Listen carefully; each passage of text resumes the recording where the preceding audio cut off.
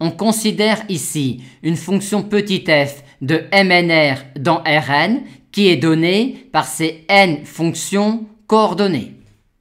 On justifie facilement que f est différenciable sur MNR, étant donné que f est de classe C1 sur MNR, ces n fonctions coordonnées étant de classe C1 sur MNR. Et pour déterminer la différentielle de f en une matrice carrée M quelconque de MNR, on va déterminer pour les n fonctions coordonnées de petit f leur différentiel en une matrice carrée M quelconque de MNR. F1 étant une forme linéaire sur MNR, la différentielle de F1 en une matrice carrée M quelconque de MNR est tout simplement égale à F1.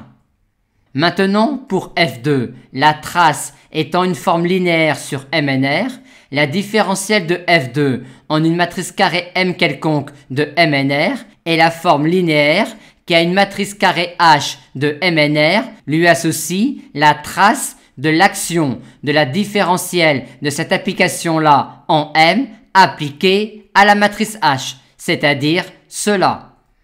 Par conséquent, la différentielle de F2 en une matrice carrée M quelconque de MNR est la forme linéaire qui a une matrice carrée H de MNR lui associe 2 fois la trace de MH. Et en procédant de même, on trouve que la différentielle de F3 en une matrice carrée M quelconque de MNR est la forme linéaire qui a une matrice carrée H de MNR lui associe 3 fois la trace de M carré H.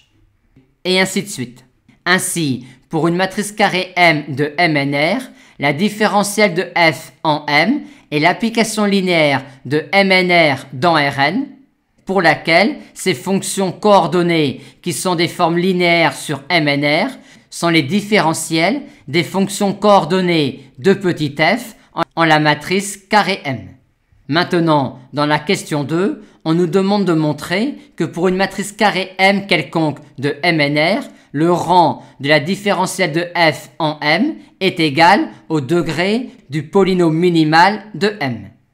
Remarque 1. Les fonctions coordonnées de la différentielle de f en M, qui sont des formes linéaires sur MNR, sont les applications différentielle de f1 en M, différentielle de f2 en M, différentielle de f3 en M, et ainsi de suite. Et le rang de l'application linéaire différentielle de f en M est également égal au rang de la famille des formes linéaires différentielle de f1 en M, différentielle de f2 en M, différentielle de f3 en M, et ainsi de suite. Et l'existence d'un polynôme annulateur de M de degré R assure que le sous-espace vectoriel généré par ces n formes linéaires-là sur MNR est en fait généré par les R premières. Et pour conclure, il reste à montrer que les R premières formes linéaires ici forment une famille libre.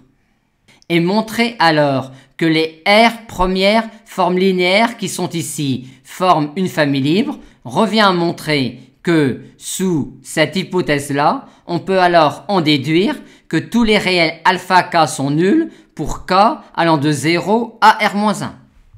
Or, de cela, on en tire tout de suite cette relation-là où P est ce polynôme-là.